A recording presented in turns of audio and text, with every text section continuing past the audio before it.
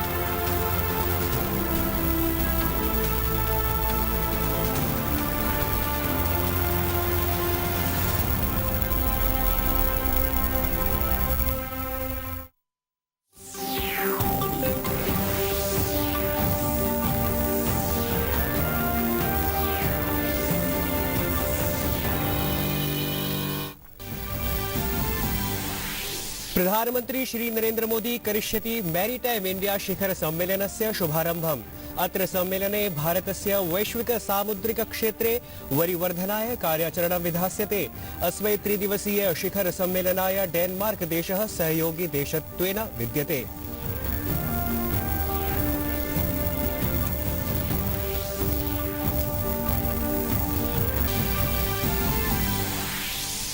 भारते कोरोना सूच्यौषधीकरणस्य द्वितीय चरणं 47 लक्षोत्तर कोटितोप्यधिकेभ्यः लाभार्थिभ्यः सूच्यौषधं प्रदत्तम्। कोविन पटले 25 लक्ष लाभार्थिभ्यः सोमवासरे पञ्जीकरणं कृतवन्तः।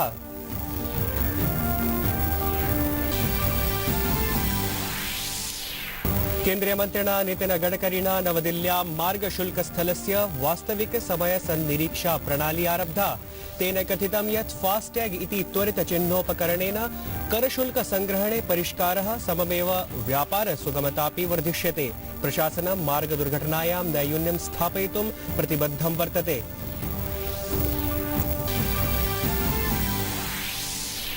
निर्वाचनायोगेन अद्य केन्द्रशासिते प्रदेशे पुडुचेरी, असम, पश्चिम बंगाल, तमिलनाडु, केरल राज्येषु च आयोक्ष्यमाणं विधानसभा निर्वाचनं मन्त्रणा समाकारितास्ति। सम्मेलनस्य उद्देश्यं निर्वाचनेषु मदिरा मनोग्रन्थि प्रभृति पदार्थानाम् आवंटने विरामस्य रणनीति विनिर्माणं वर्तते। फ्रांस देशस्य एकेन न्यायालयेन देशस्य पूर्वराष्ट्रपतिः निकोलस सर्कोजी भ्रष्टाचारे संलिप्तः समुद्घोषितः। असौ वर्षत्रयाय कारावासदण्डेनापि दण्डितः।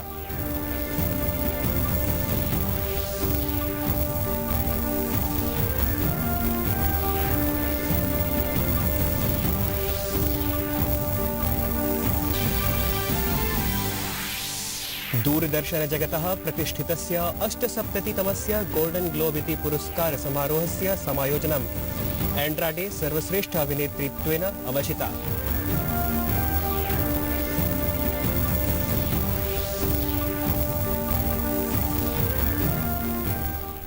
अभिवादये, अहमस्मि नीतीश भारद्वाजः। अत्र भवतां भवतीनां च स्वागतं डीडी न्यूज़ वार्ता प्रसारणेऽस्मिन्। अथ वार्ताः विस्तरेण। प्रधानमंत्री श्री नरेंद्र मोदी अद्य मैरीटाइम इंडिया शिखर सम्मेलनं समुद्घाटयिष्यति। सम्मेलनस्य द्वितीय संस्करणमिदं अन्तर्जालमाध्यमेन आयोजयिष्यते। अस्मिन् सम्मेलने 56 देशानां 20,000 प्रतिनिधयः भागं भजिष्यन्ति। अवध्यास्पदमस्ति यत् अस्य शिखरस्य सम्मेलनस्य आयोजनं पोत परिवहन जनमन्त्रालय पक्षतः भवति। त्रिदिवसीय शिखर सम्मेलनाय डेनमार्क देशः सहयोगी विद्यते। वर्तमान समय में मैरीटाइम सेक्टर इंडिया के लिए एक उभरता सेक्टर है और इस समिट के माध्यम से मिनिस्ट्री की ओर से मैरीटाइम विजन 2030 भी इनॉग्रेट किए जाएंगे। प्रधानमंत्री जी की उपस्थिति में हो रहे मैरीटाइम समिट में दुनिया के कई कंट्री ने बहुत उत्साह से पार्टिसिपेट किया है। खास करके port sector, port development, ship building, ship breaking, sea fare institute और पीपीपी मोड से बर्थ ऑपरेशन, ऐसे कई सेक्टर में कई कंपनी ने एमओयू भी किया है। सूच्यौषधाभियानस्य द्वितीयचरणमालक्ष्य जनाः अतीवोत्साहिताः दृश्यन्ते। प्रमाणानि सन्ति ह्यः सायं 7 यावत् प्राप्तानि वृत्तानि।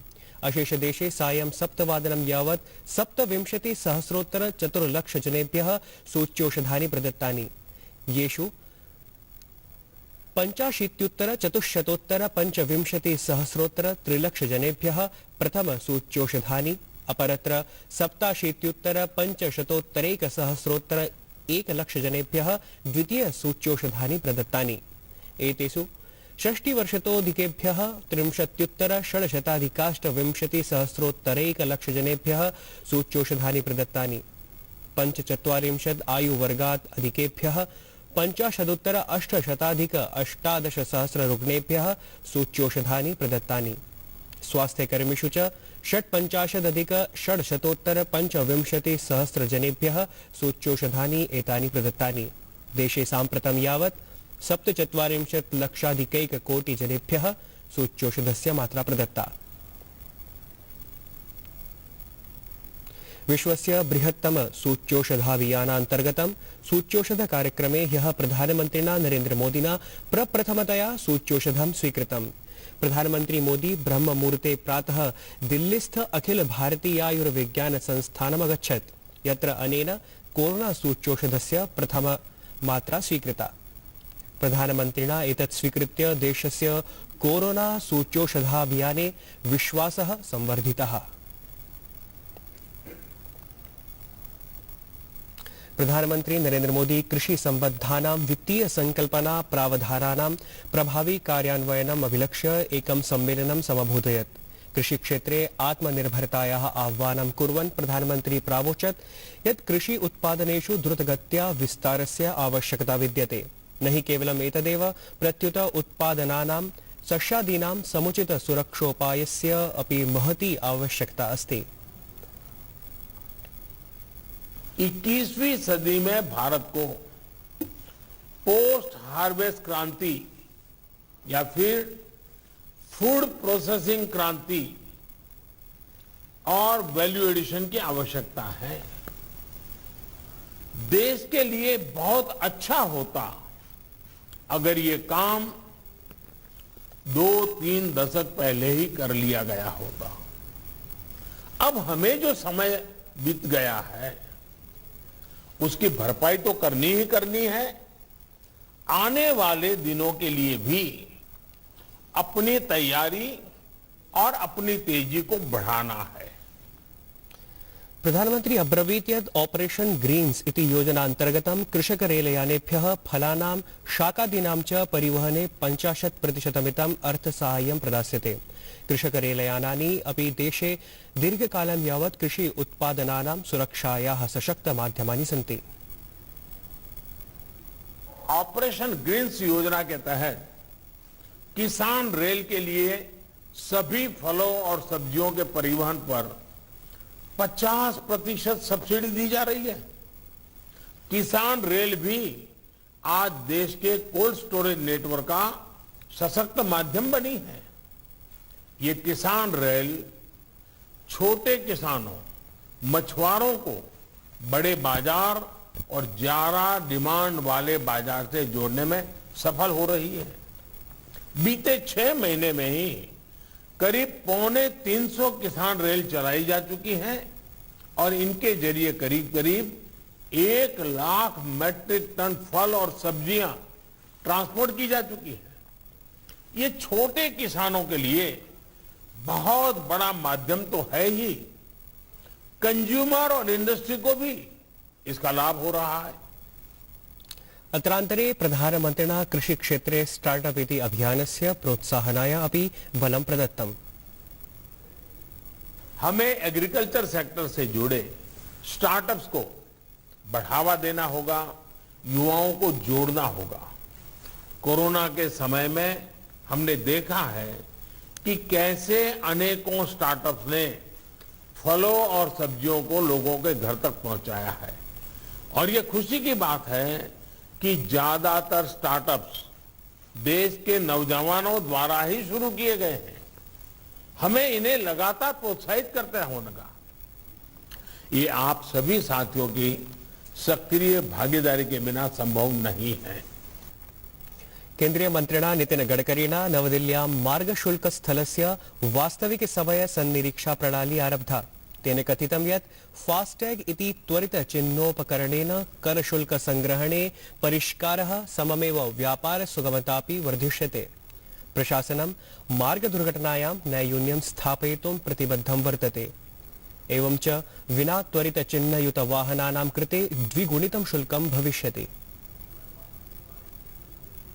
कोई भी टोल नाके का नाम लो, उसका अभी क्या वेटिंग पीरियड है आप देख सकेंगे, और उसके पहले 10 दिन पहले कौन से समय क्या था ये भी पता चल जाएगा। तो ओवरऑल ये भी हुआ, इसमें न्यू टेक्नोलॉजी जो है, जो प्रधानमंत्री जी आग्रह करते थे कि टेक्नोलॉजी को मैक्सिमम आप अडॉप्ट करो और डिजिटल टेक्नोलॉजी का उपयोग करके ईज ऑफ बिजनेस को इम्प्रूव करना। तो ये हमारा हुआ है। अभी मैंने एक प्रेजेंटेशन बीच में देखा था और हम उसमें काम कर रहे हैं कि जीपीएस रहेगा हर गाड़ी में और सैटेलाइट से लिंक होगा ऊपर से। टोल नाके रहेंगे नहीं, आप वो पाइप पर ऐसे कैमरे लगे रहेंगे और एंट्री करने के बाद वहां से रजिस्टर होगा, जहां से निकलोगे वहां से उतना पैसा आपके बैंक अकाउंट से निकलेगा। कोई रोकेगा नहीं, कोई बोलेगा नहीं, कोई टोकेगा नहीं। निर्वाचनायोगेन अद्य केन्द्रशासितप्रदेशे पुडुचेर्याम् असम पश्चिम बंगाल तमिलनाडु केरल राज्येषु च आयोक्ष्यमाणं विधानसभा निर्वाचनमवलम्ब्य मन्त्रणा समाकारिता। अत्र मन्त्रणायां निर्वाचनस्य सुगमरीत्या प्रचालनार्थं चर्चा भविष्यति। देशस्य अनेके विभागप्रमुखाः अस्मिन् उपवेशने सहभागितां करिष्यन्ति। राजस्व सचिवः, सीबीडीटी अध्यक्षः, सीबीआईसी अध्यक्षः, निदेशकश्च अत्र मन्त्रणायां सम्मिलिताः भविष्यन्ति। सम्मेलनस्य उद्देश्यं निर्वाचनेषु मदिरा मनोग्रन्थि प्रभृति पदार्थानाम् आवण्टने विरामस्य रणनीति विनिर्माणं वर्तते। कांग्रेस दलनेत्रिणा आनंद शर्मणा दलस्योपरि धर्मनिरपेक्षतायाः प्रश्नः समुत्थापितः। अनेन ट्वीट माध्यमेन लिखितं यत् आईएसएफ इत्यनेन अन्यदलैः समं च कांग्रेस दलस्य गठबन्धनं दलस्य मूलविचारधारायाः गान्धीवादस्य, नेहरूवादस्य, धर्मनिरपेक्षतायाः च विरोधे वर्तते, यच्च कांग्रेस दलस्य आत्मा वर्तते। एतेषु विषयेषु कांग्रेस दलस्य कार्यसमित्यां चर्चा भवितव्या। अनेन अग्रे ट्वीटालेखे लिखितं यत् साम्प्रदायिकतायाः विरुद्धं युद्धे कांग्रेस दलं चयनात्मकं न भवितुं शक्नोति। अस्माभिः साम्प्रदायिकतायाः प्रत्येकरूपतः योद्धव्यम्। पश्चिम बंगाल प्रदेशस्य कांग्रेस दलाध्यक्षस्य उपस्थितिः समर्थनं च निन्दनीयं वर्तते। तेन स्वपक्षं स्पष्टं कर्तव्यम्। फ्रांसस्य एकेन न्यायालयेन देशस्य पूर्वराष्ट्रपतिः निकोलस सर्कोजी भ्रष्टाचारे संलिप्तः समुद्घोषितः। असौ वर्षत्रयाय कारावासदण्डेनापि दण्डितः। न्यायालयानुसारम् एकः न्यायाधीशः मोनेको उच्चपदे प्रतिष्ठापनाय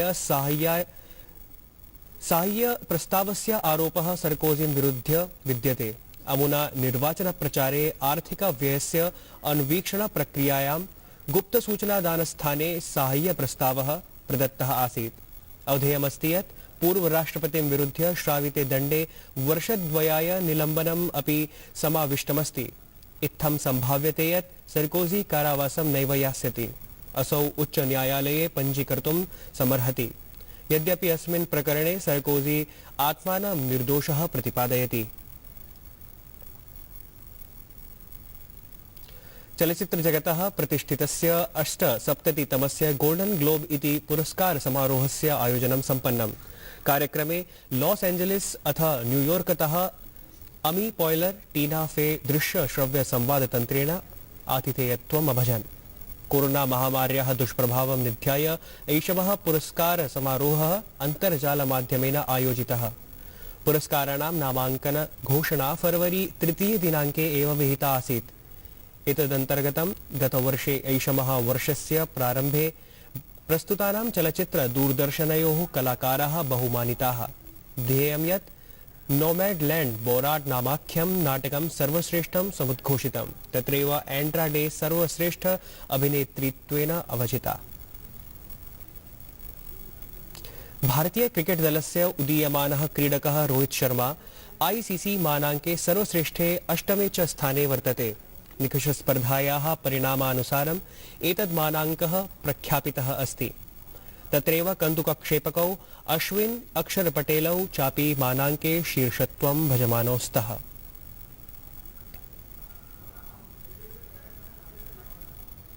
वार्ता संस्करणमेतत् सम्पद्यते अधुना। अभिनव वार्ताभिः सह पुनरुपस्थास्यामः। भूयात् तावत् मङ्गलम्।